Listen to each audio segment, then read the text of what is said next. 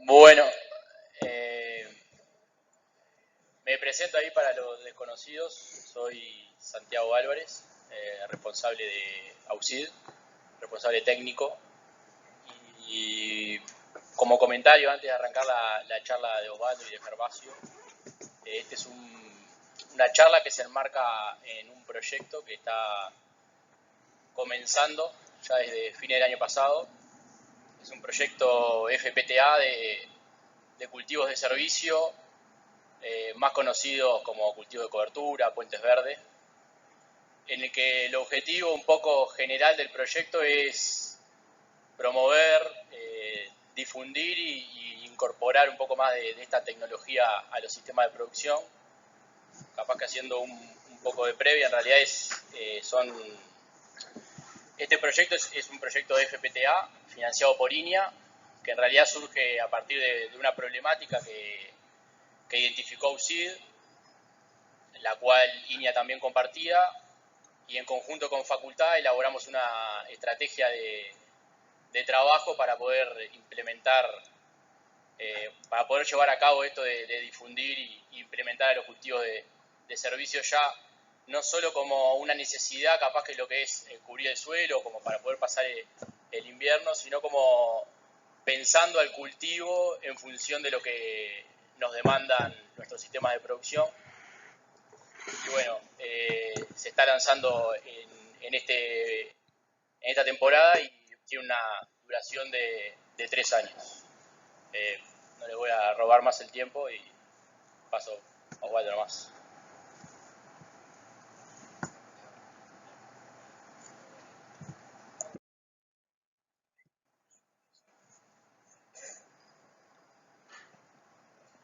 Buenos días, muchas gracias por la invitación a compartir este rato con ustedes. La idea de la presentación es hacer un cuento más o menos de cómo ha sido la trayectoria cómo vemos nosotros la trayectoria de los sistemas agrícolas en el país, dónde están sus principales problemas, dónde están los principales desafíos y algo sobre lo que nos parece que podría estar ser el camino a transitar para los próximos años.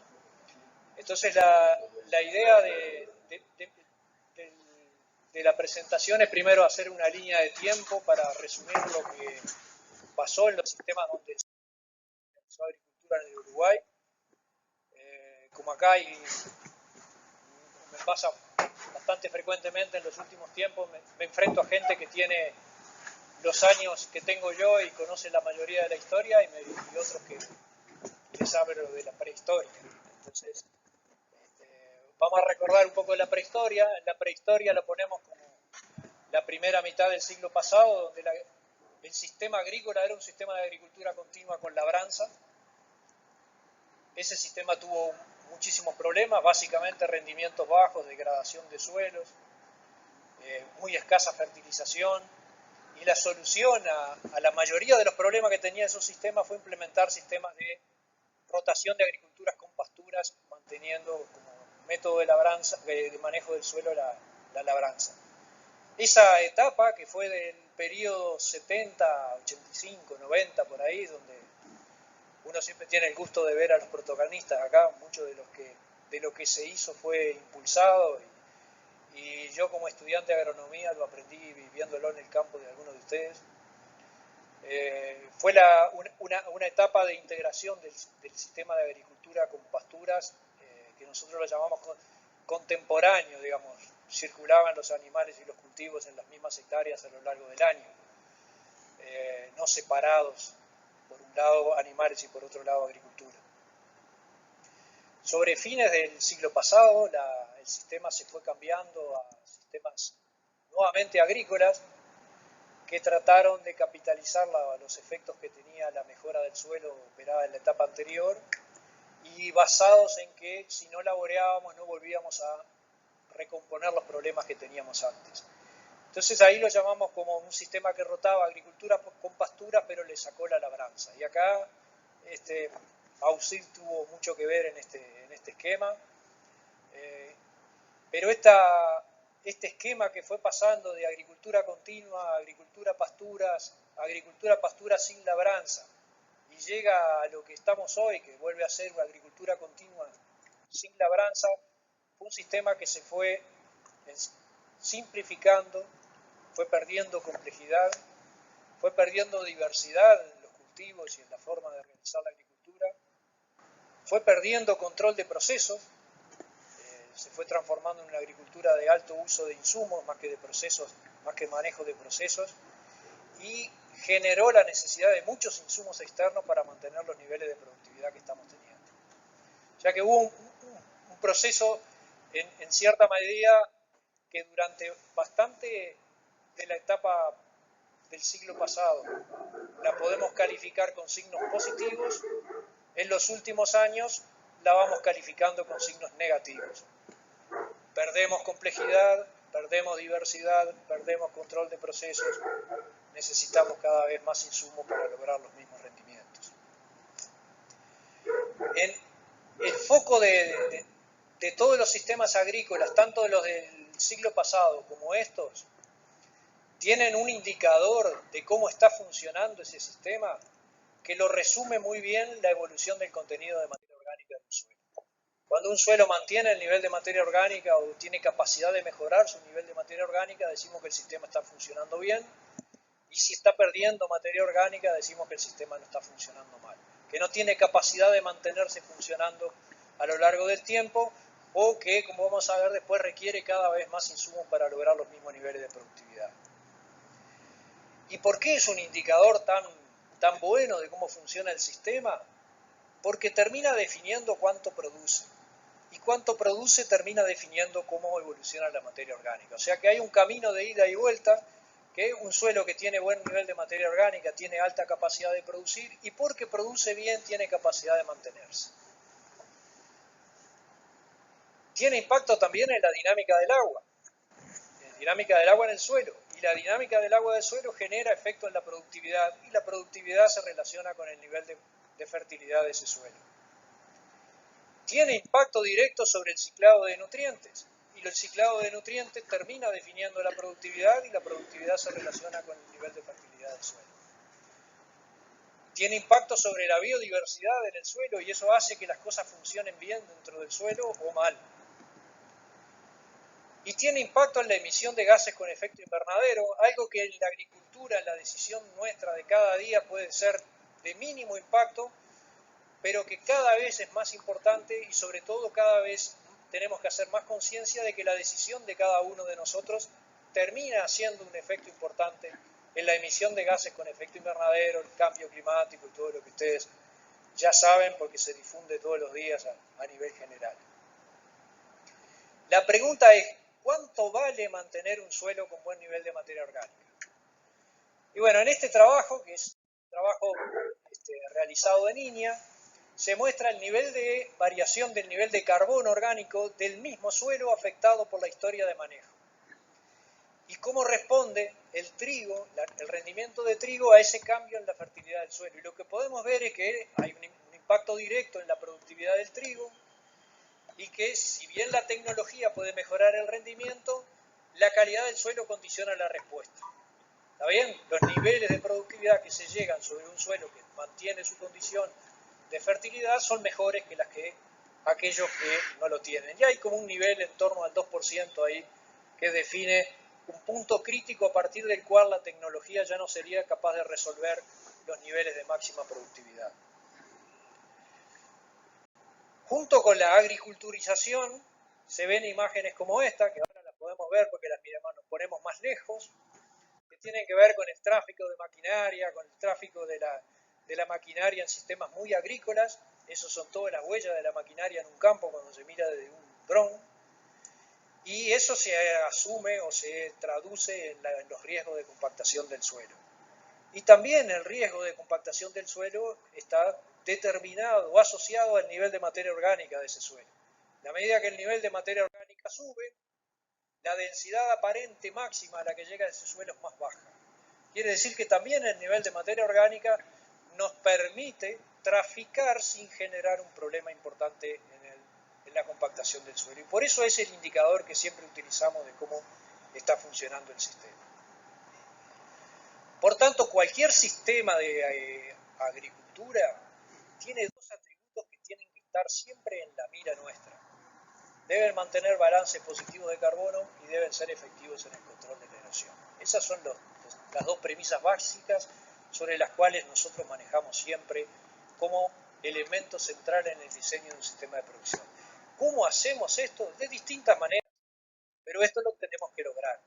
A eso le llamamos manejar el proceso de formación de materia orgánica, manejar el proceso de erosión del suelo, de distintas maneras. Yo lo manejaré de una manera, otro lo maneja de otro, pero esto hay que lograrlo en el sistema de producción. Afortunadamente, la relación entre el nivel de carbono del suelo y el nivel de productividad nos favorece.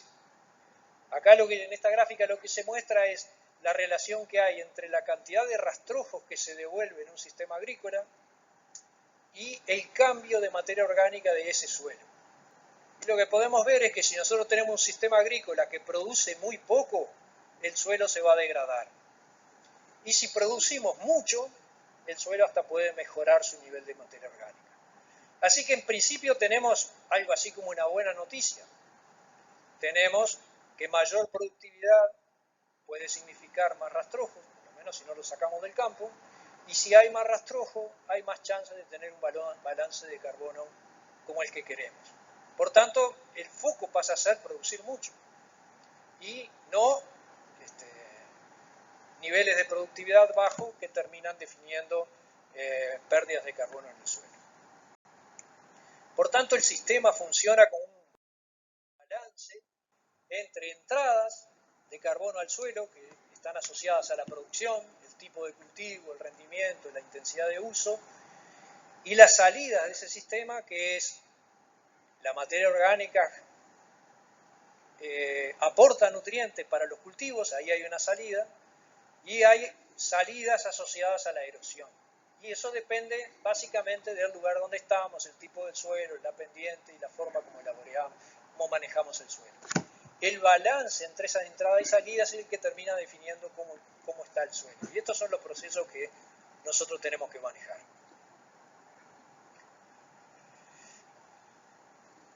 Entonces, tenemos que lograr que se produzca.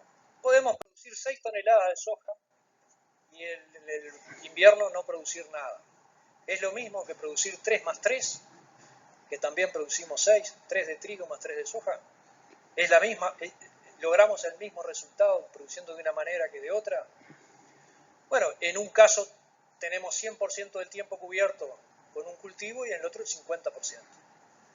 En un caso controlamos la erosión efectivamente y en el otro no. Entonces el resultado no va a ser el mismo.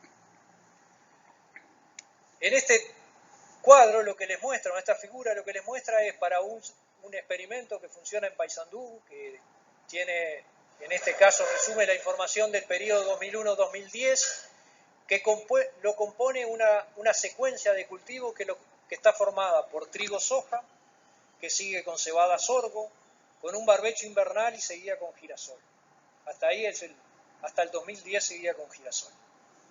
El nivel de productividad del trigo promedio de esos 10 años fue de 3.500 kilos, el de la soja de segunda de 1.800, el de la cebada de 3.000, el de sorgo de 5.000 y el girasol de 1.800, por decir números redondos. Quiere decir que este sistema, durante la fase de alta intensidad de uso del suelo, de 2 cultivos por año, produjo 6.500 kilos de grano por hectárea año.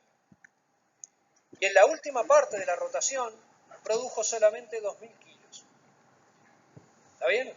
Quiere decir que retornaron al suelo, durante la fase de trigo, soja, cebada, sorgo, 4 toneladas de carbono por hectárea y por año. Y eso es un nivel suficiente para mantener el nivel de calidad del suelo. Pero en el último año dejamos un invierno sin nada y un cultivo de girasol y produjimos 1,5. Cuando ponderamos eso, producimos 3 toneladas de retorno de carbono. Quiere decir que estamos por debajo de lo que necesitamos para mantener funcionando el suelo. Entonces, encontramos el problema, lo que tenemos que discutir es cómo lo resolvemos. Y tenemos básicamente 2 alternativas. O cambiamos aquel cultivo, o mejoramos los rendimientos, o ubicamos algo que aporte materia orgánica cuando no estamos haciendo nada. Todas las secuencias de cultivo que nosotros armamos tienen momentos en los cuales hay oportunidad de ingresar carbono al suelo sin necesidad de cosechar. Sobre esto va a ser el centro de la segunda parte de la presentación a cargo de Gervasio. Y en los sistemas de agricultura que rotan con pasturas también es importante producir bien. Aquí lo que les muestro es praderas de primero, segundo y tercer año, cuarto, quinto, años 4, quinto, y el nivel de productividad en veranos húmedos y veranos secos, el nivel de productividad anual de una pastura. Y como ustedes ven acá, en veranos húmedos, las praderas de primer año pueden promediar 10 toneladas, las del segundo año 8, 10 toneladas, 3 toneladas en la segunda, y en los veranos secos los niveles de productividad de esas praderas son la mitad. Cuando ponderamos todo el nivel de productividad de esa secuencia, hay una alta variabilidad dependiente de la edad y de las características del año. En promedio produjeron 6 toneladas, el 70% se lo comieron los animales, quiere decir que el retorno de carbono fue de orden de 3,4, más o menos lo mismo que estábamos devolviendo con agricultura continua. La diferencia está en el nivel de productividad y también en las pasturas. El efecto benéfico de incorporar las pasturas depende de la productividad. Claro, como después seguramente lo va a tratar Gervasio, la relación parte aérea-raíz es diferente y entonces el impacto puede ser distinto. Pero también para mejorar el nivel de carbono del suelo, las praderas deben producir mucho. Entonces, esto que funcionó durante los últimos 40 años en la agricultura del Uruguay, si miramos solamente los últimos 20, lo que está pasando ahora en los años hasta la segunda década del siglo XX, ¿cuál ha sido el diagnóstico de situación? Lo primero es que a pesar de todo lo que se ha hecho a nivel de difusión y de implementación de planes de uso, manejo y conservación de suelos, si nosotros miramos todo lo que está pasando a nivel de producción, tenemos que el 40% de los predios destinados a agricultura todavía tienen niveles de pérdida de suelo por erosión superiores al nivel de tolerancia. Y esto no es por la forma como está organizado el nivel de productividad, el nivel del sistema de producción, sino por lo que realmente se logre hacer. Y cuando generamos la diferencia entre lo que pronosticamos y lo que efectivamente pasó, el 40% de los predios están con riesgo de erosión por encima de lo que tendríamos que tener. Ya que ahí tenemos un problema sobre el cual tenemos que seguir trabajando. Y cuando miramos los balances de carbono, el 50% de los predios tienen balance negativo. Quiere decir que aquellas dos premisas o aquellos dos procesos que tenemos que manejar en los sistemas agrícolas, que es el balance de carbono y el control de la erosión, cuando lo miramos en los últimos años, seguimos estando en un nivel de déficit. Seguimos con muchas situaciones con riesgo de erosión alto y con muchas situaciones en que el nivel de productividad no está alcanzando para mantener el nivel de fertilidad de esos suelos.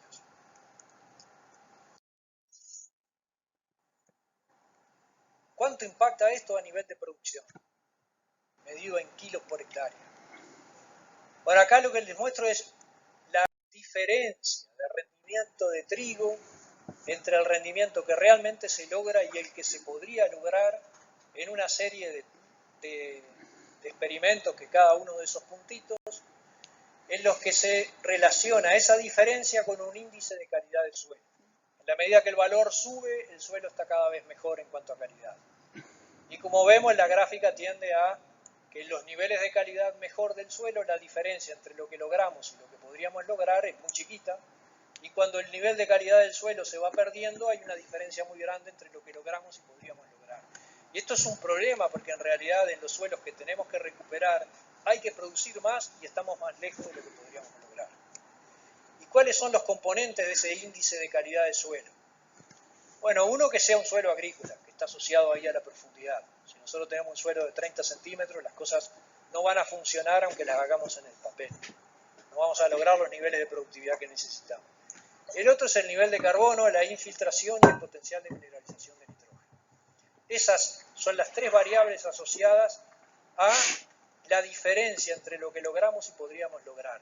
Y si esos componentes están funcionando bien, estamos logrando un suelo que no limita el rendimiento de los cultivos.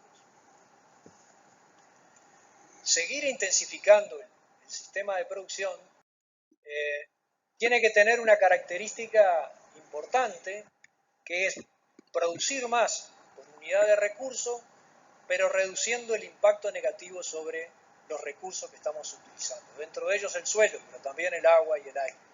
Reducir los impactos negativos que tiene lo que nosotros estamos haciendo. Y para lograr esto nosotros tenemos que mejorar la precisión con la que estamos utilizando los insumos, la precisión con la cual diseñamos los sistemas de cultivo y reducir las ineficiencias de usos y las pérdidas del sistema de producción. Si nosotros armamos estrategias de producción para producir 5 toneladas de algo y terminamos produciendo 3, todo lo que agregamos para producir 5 y no lo logramos son ineficiencias y pérdidas que estamos generando en el sistema de producción.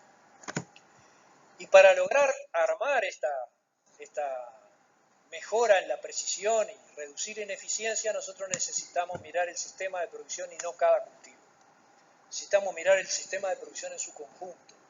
Y eso implica no mirar un solo cultivo, sino todo el año, y no mirar un año, sino mirar décadas.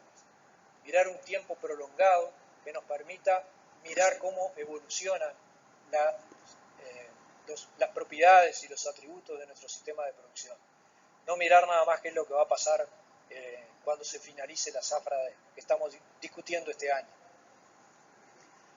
Entonces, como dijimos, la intensificación pasa en torno al nivel de productividad del sistema de producción.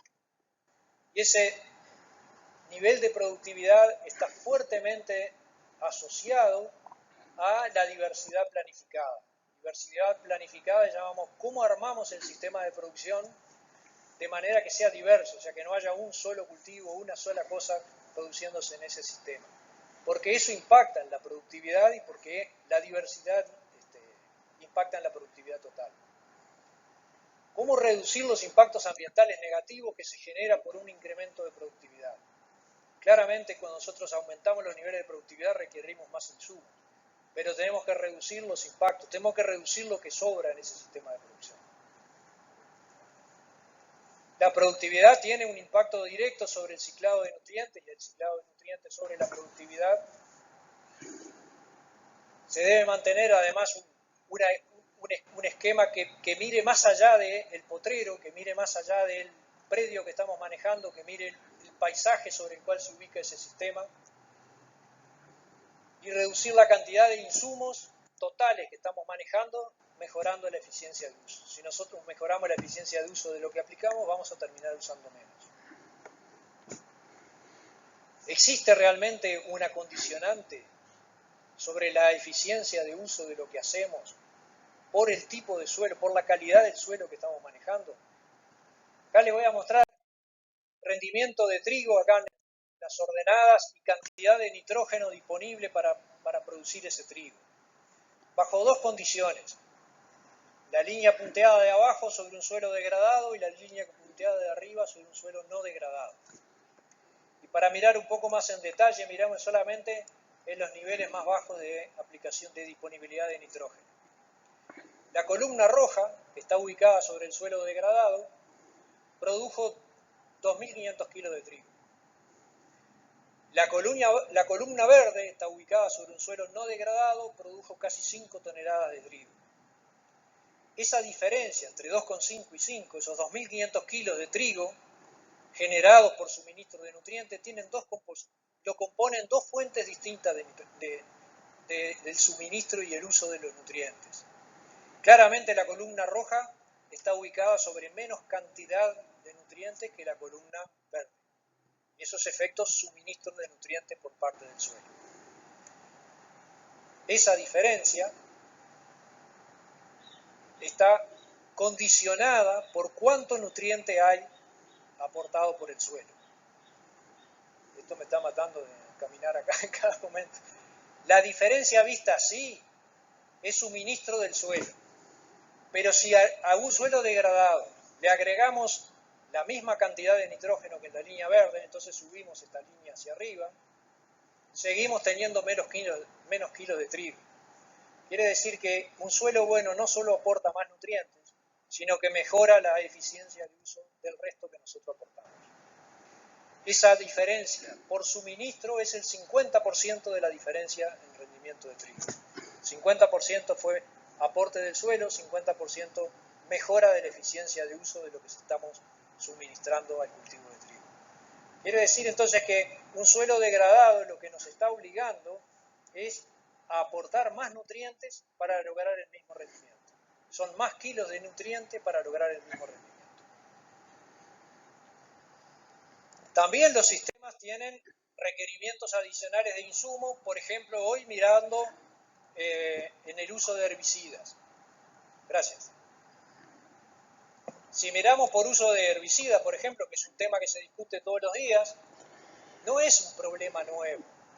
Fue cambiando el problema, se llama distinto, pero el problema siempre fue el mismo.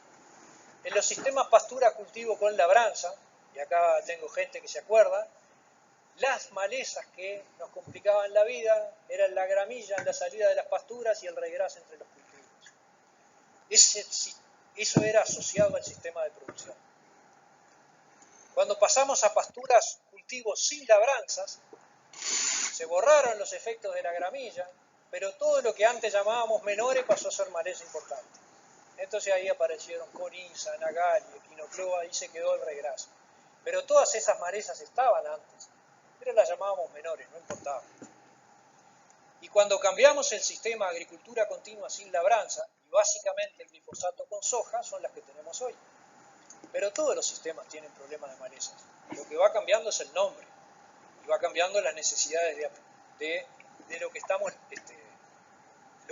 lo que tenemos que matar. Pero el enmalezamiento es el resultado del sistema de producción y cómo lo manejamos. Y por tanto, mañana vamos a resolver un problema y se va a generar otro. No hay muchas posibilidades de que esto cambie. Lo que sí está claro es que no es un problema nuevo, es un viejo problema que tiene nombres distintos, que siempre la maleza dominante está atada al sistema de cultivo y que los sistemas que pierden diversidad, o sea que se van transformando en un solo cultivo, en general tienen pocos problemas pero muy graves. Y cuando tenemos muchos cultivos y mucha diversidad, en general tenemos muchos problemas pero poco importantes. Entonces, la diversidad de cultivo pasa a ser una variable importante del diseño del sistema de producción. ¿Cuánto vale eso? Porque hacer un sistema de producción agrícola diverso implica sembrar cultivos que no son los que va a dar más renta este año. Implica sembrar cultivos que de repente dan menos dinero. Entonces, si nosotros resolvemos qué sembramos este año, nada más que por lo que vale este año, sembraremos nada más que un cultivo. Mantener el resto tiene un costo. ¿Cuánto vale eso? Tiene una forma de hacerlo valer. Acá hay dos componentes. Uno, los efectos residuales de los cultivos zafra-zafra. O sea, si yo siembro trigo, sobre el trigo que viene, si siembro soja, sobre la soja que viene, los efectos residuales de un cultivo sobre otro. Y esto es muy conocido, no vamos a entrar en mucho detalle. Todos sabemos que sembrar trigo sobre trigo, el segundo trigo pierde casi el 20% de rendimiento del primero, aunque le pongamos todo lo que le pongamos. Ya no solo perdemos rendimiento, sino nos cuesta mucho más. También sabemos que en canola pasa lo mismo. Esto es la línea 1-1, si los rendimientos fueran iguales, cuando todos los puntos están por arriba de esa línea, quiere decir que colza rinde menos que trigo colza. Acá hay 2 años sin colza, acá hay 3 años sin colza, y ustedes ven que acá donde está la máxima diferencia entre las dos líneas. Un invierno sin colza le resuelve el problema de la colza siguiente. Más o menos como un invierno sin trigo le resuelve el problema del trigo siguiente. Pero si nosotros repetimos siempre el mismo cultivo, hay un costo que lo podemos transformar en cuánto vale no sembrar. Sembrar cultivos de soja o de maíz sobre crucíferas o sobre trigo. También sabemos que la soja sembrada después de canolas funciona mejor que en trigo, lo mismo para maíz. También sabemos que la soja sembrada sobre maíz de segunda o sembrada sobre soja de segunda, esta diferencia 1,13 a 0,94 quiere decir que hay casi un 20% de diferencia en el rendimiento de la soja si hacemos soja de segunda, soja de segunda contra intercalar entre soja y soja un cultivo de maíz. Todos estos efectos acarreados, claramente los tenemos que tener en cuenta cuando terminamos definiendo el sistema de cultivo. Y si en lugar de mirar un cultivo vemos combinaciones de todos los cultivos posibles a lo largo de 2 años, se pierde el 14% del nivel de productividad. Quiere decir que hay un valor de mantener la diversidad del sistema. Claro, ustedes después lo pasan por el precio y verán si esa diferencia se sigue manteniendo. Pero claramente en rendimiento hay un valor, y ese valor que está ubicado entre el 15 y el 20%, dependiendo de cuál es el cultivo que estamos analizando, no capitalizarlo implica no solo perder rendimiento, sino más insumos para lograr el mismo rendimiento. En conclusión, las secuencias de cultivo afectan el nivel de productividad. Hay información que permite ordenar los cultivos, capitalizando efectos benéficos y salteándose los negativos.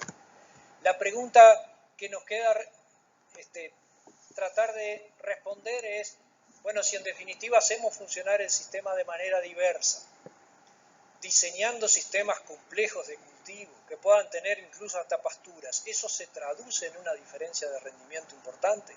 ¿Cuánto vale tener un sistema muy diverso? Bueno, esto es parte del desconocido que dijo recién, que es Santiago Álvarez, de la Maestría de Santiago, y lo que muestra son la identificación de sistemas de producción que están operando hoy, muchos de ellos de acá de la zona, son NN, digamos, en los cuales pudimos identificar 3 grandes sistemas de producción que están operando hoy. Los que tienen rotación con pasturas de este lado, los que son con altísima frecuencia de soja por este lado, y acá al medio sistemas que tienen alta diversidad en cultivos. Son agrícolas, pero tienen sorgo, maíz en verano, tienen nivel de diversidad superior.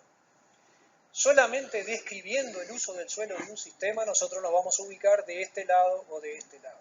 ¿Está bien? Pero eso no es nada más que decir, hay sistemas que funcionan diferente, que están funcionando hoy. ¿Qué trayectoria en las propiedades del suelo tuvieron estos sistemas? Y ustedes ven que acá están los que tienen pastura, acá están los de agricultura diversa, acá están los de alta frecuencia de soja, y las variables, la variable más importante en discriminar estos sistemas está nuevamente en el viejo y conocido nivel de carbono del suelo. Y ustedes ven ahí, desde los sistemas más complejos a los más simples, una trayectoria en el nivel de calidad del suelo, desde agricultura pastura hasta alta frecuencia de soja. De todas maneras, para quien está metido en la agricultura hay una buena noticia. Y esa buena noticia está en este óvalo, en el cual un sistema agrícola puede ser tan bueno como uno que rota con pasturas o tan malo como el que solo hace soja. Depende de cómo se implemente. Aquí hay sistemas agrícolas que tienen capacidad de mantener niveles de calidad de suelo y productividad similares a los que tiene un sistema de producción de pasturas. La agricultura diversificada entonces puede ser tan buena o tan mala como la agricultura continua mal implementada, depende de cómo esté produciendo y quiénes la están componiendo. Si lo miramos en kilo de soja, ¿cuánto vale esto? Bueno, acá lo que tienen es un índice que generó Santiago, que dice años de agricultura continua, o sea, años en que el sistema está funcionando bajo agricultura, corregido por la frecuencia de cultivos de soja. Quiere decir, cuanto más años de agricultura, ¿qué proporción de esa agricultura está compuesta por soja? Y lo que se muestra en el eje de las ordenadas es el rendimiento de soja. Y lo que ven son 2 líneas. La de arriba, la de los rendimientos máximos. Y la línea punteada, la del rendimiento que están logrando los productores hoy. Y bueno, como es de esperar la línea de arriba, en general no podemos esperar una caída grande de los rendimientos máximos, porque ahí mucha gente puede resolver los problemas que se van generando y lograr rendimientos similares. Pero lo que está claro es cómo va cayendo el rendimiento de soja en la medida que la agricultura se hace más larga, sostenida por alta frecuencia de soja. ¿Está bien? Entonces ustedes ven acá, agricultura continua 1, 3, 4 serían el primer, segundo, tercero, cuarto cultivo de pasturas. A partir de ahí ya son sistemas de agricultura continua, pero por acá no hay mucho problema porque hay alta diversidad y cuando nos vamos a alta frecuencia de soja es cuando se genera el problema de pérdida de rendimiento. ¿Cuánto rendimiento se pierde? Bueno, ahí tenemos el año 9 de agricultura con 9 cultivos de soja, por decir un valor, estamos en 3.000 kilos contra casi 4.000 kilos.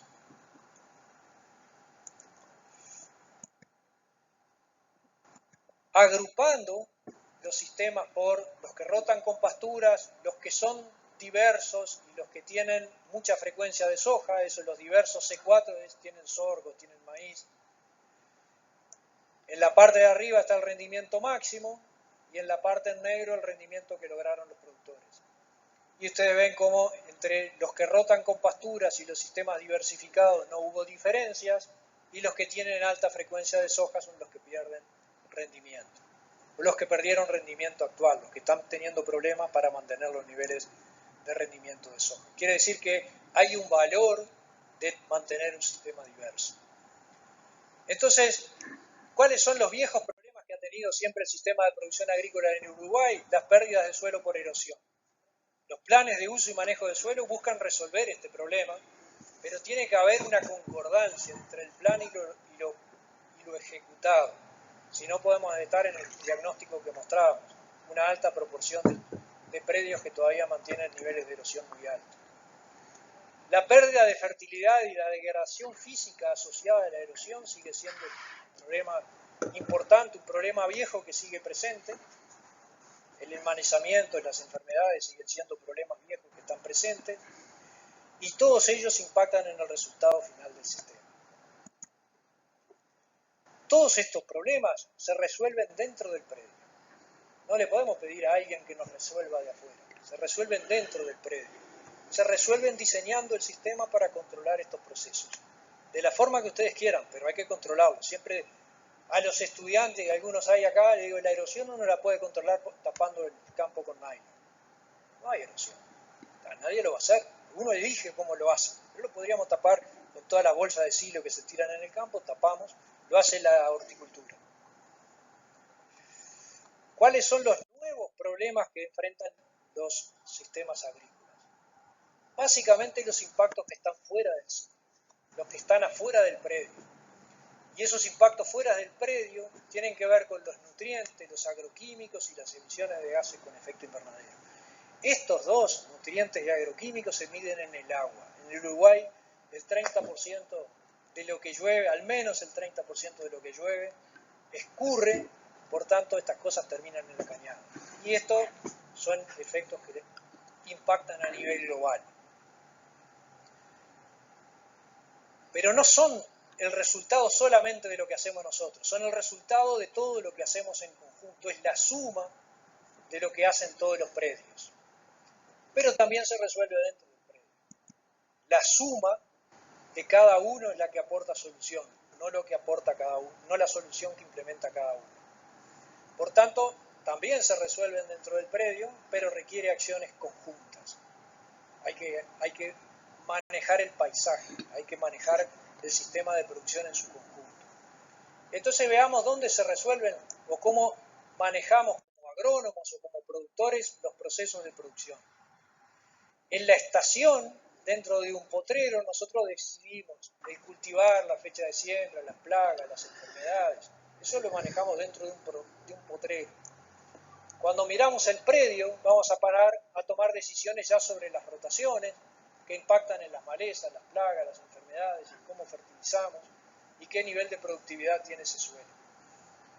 Si en lugar de mirar el predio miramos la zona, entonces ya no miramos Mercedes, y acá se preocupan los intendentes, o debieran, vamos a mirar la ecorregión, el sistema en su conjunto, compuesto por muchos productores. Tiene una mirada de paisaje, y ahí hay que mirar la diversidad, la pérdida de hábitat, la sedimentación, la contaminación del agua. Todo eso es la suma de lo que nosotros estamos haciendo. Y bueno, finalmente alguien mira más arriba y mira los problemas a nivel planetario, y ahí es donde entran mucho más los efectos con gases de efecto invernadero, pérdidas de biodiversidad, pérdida de hábitat. Pero todos ellos son la suma de las decisiones que nosotros tomamos adentro de la unidad en la cual trabajamos. Entonces, acá hay decisiones individuales y acá arriba hay suma de decisiones individuales. Pero estas cosas no son neutras. Nosotros sembramos lo que miramos que vale, y lo que vale, vale no por lo que nosotros hacemos, sino por lo que hace el conjunto. Y también hay decisiones que se toman a nivel planetario que terminan impactando a nivel potrero. Hay decisiones que tomó Putin que terminan impactando en el precio del fertilizante, en el precio de la soja, en el precio de no sé qué, y hay no decisiones que toman los demás que también terminan impactando. Entonces hay una cadena de propuestas y decisiones hacia abajo que terminan afectando nuestras decisiones. Y vamos a tomar algún ejemplo.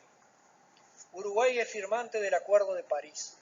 El Acuerdo de París define una estrategia de 4 por 1000 y que básicamente lo que busca es establecer como marco general que la actividad en general a nivel global limite el cambio de temperatura.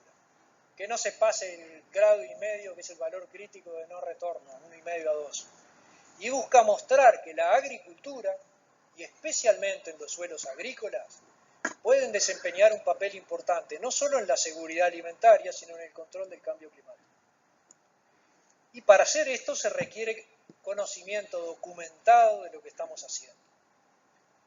¿Estamos muy lejos, muy cerca de esto?